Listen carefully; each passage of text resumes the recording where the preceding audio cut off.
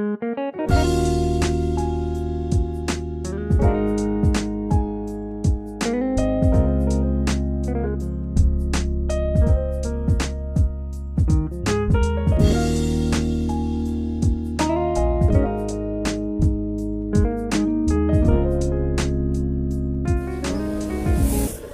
utama Yulia.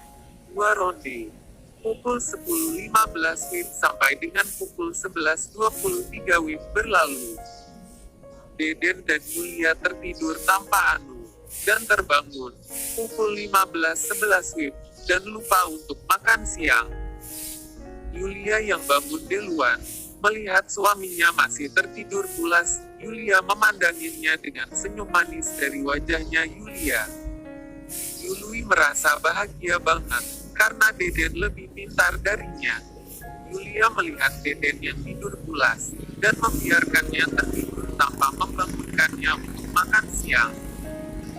Yulia pun turun dari kasur dan langsung memakai anunya semua, tanpa mandi. Yulia pun pergi ke dapur dan langsung memasak mie instan untuk makan siang. Yulia walaupun kurang pandai memasak, tapi dia berusaha belajar. Untuk suami tercintanya, dia belajar melalui HP. Yulia pun membuka YouTube.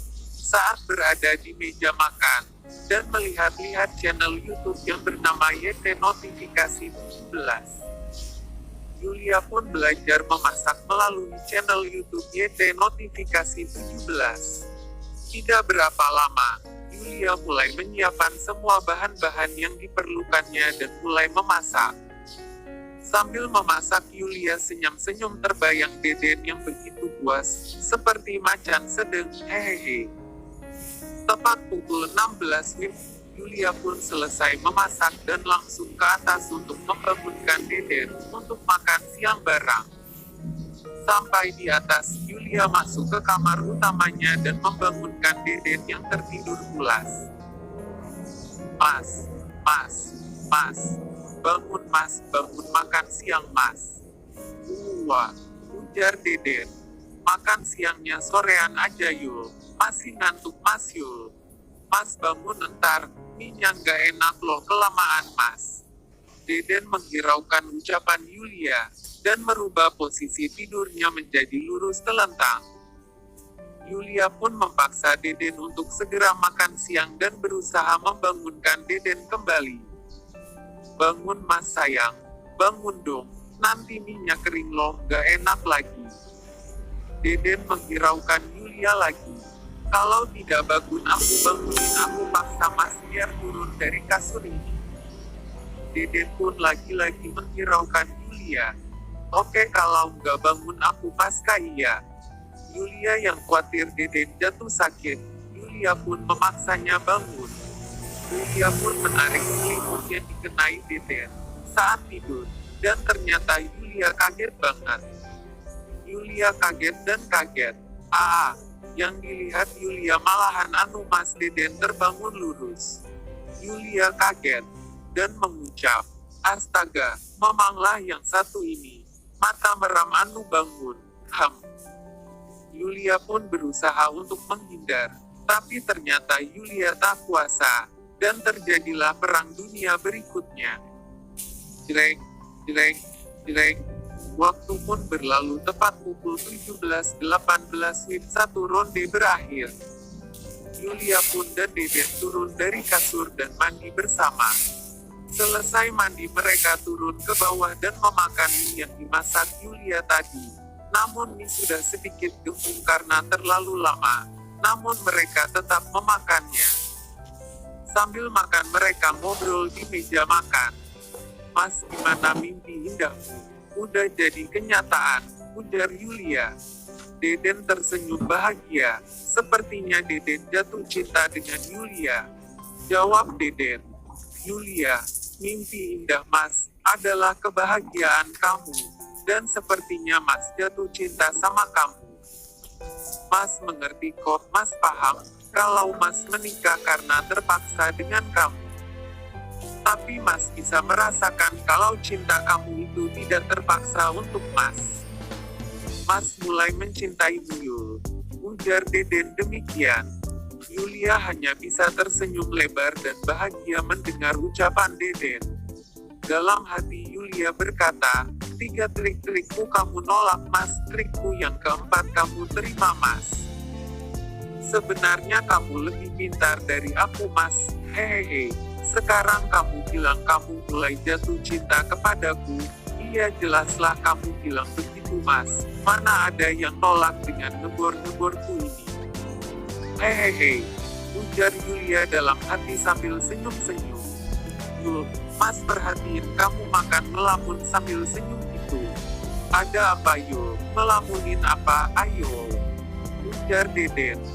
Gak mas, gak apa-apa kok, ayo ngomong, ngelamunin mas ya. Siapa juga yang ngelamunin mas, GR banget sih, ujar Yulia sambil senyum. Ngebor kamu hebat iya Yul, tanya Deden. Tuh kan udah tahu pasti karena itu, jawab Yulia dalam hati. Jawab Yulia sambil senyum dan malu, ngebor apaan sih mas? Ngebor anu itu, ujar Deden. Anu apa? Tanya Yulia. Anu loh Yul. Itu Yul, yang itu loh. Oh itu toh mas, hehehe. Udah mas aku malu mas, ujar Yulia. Hehehe, ujar Deden sambil tersenyum. Oh ya Yul, entar malam kita ke rumah ibu aku ya. Mau tanya lahan kosong untuk buka tempat fitness. Jam berapa mas? Sekitar jam 19 Yul. Biar kita juga pulangnya tidak larut malam. Karena ini lagi musim COVID-19. Jadi kita di rumah aja. Oh iya mas, entar aku mandi lagi lah mas, pukul 18.30 Oh ya sudah kalau kamu mau mandi lagi. Entar kita naik motor aja ya. Oke bos, ujar Yulia. Waktu pun berlalu tepat pukul 19 Deden yang menunggu Yulia berdandan di ruangan TV langsung memanggil Yulia. Yul, kamu udahan belum? Buruan Yul, udah pukul 19:04 ini. Iya mas udah siap kok. Yulia pun turun dari atas. Deden pun melihat Yulia turun dari tangga. Yulia begitu cantik dan perfect amazing. Deden pun terus melihatinya dan terbayang saat dimana Deden terjebak cinta pertama kalinya di ruangan TV ini. Mas, kok bengong? Ujar Yulia. Hehehe, nggak apa-apa Yul. Udah siap Yul. Udah siap, iya udah mas, yuk berangkat. Ujar Yulia. Ayo, mereka pun berangkat. 30 menit kemudian, mereka sampai ke rumah ibu dan bapak Deden. Kebetulan ibu dan bapaknya ada di ruangan teras depan rumah. Malam pak, malam ibu, malam juga nak Yul. Kok kemarin gak telepon dulu nak, gak kabarin ibu bapak? Iya bu maaf tadi kelupaan bu, ujar Yulia. Ya sudah ibu siapin minuman, ya sama cemilan. Coba tadi telepon ibu, pasti ibu udah siapin minumannya. Jawab Bu Dewi. Gak usah bu, ngerepotin ibu. Jadi gak enak, ujar Yulia. Ya sudah gak apa-apa nak. Bentar ya ibu siapin dulu. Oh ya sudah bu, mau Yulia bantuin bu? Gak usah nak, biar ibu aja. Ada apa den kemari? Ujar Pak Dimas. Begini pak, Deden ada rencana mau jadi pelatih fitness pak, dan Deden ingin bertanya ke bapak mau cariin lahan untuk bangun tempat fitness pak. Modalnya kan besar nak, bapak mana punya uang nak? Deden kan tahu kalau bapak sudah di PHK dan sawah kita juga sudah terjual nak. Dana dari mana ayah nak? Begini pak, kemarin sore, saya ngomong dengan Ibu Yuni, ibunya Yulia pak. Ibu Yulia bertanya ke depannya nak Deden mau apa? Aku bilang aku mau jadi pelatih fitness aja bu, biar banyak waktu untuk Yulia. Terus Ibu Yuni bilang ya sudah nak kamu cari lahan saja biar kita bangun tempat fitness.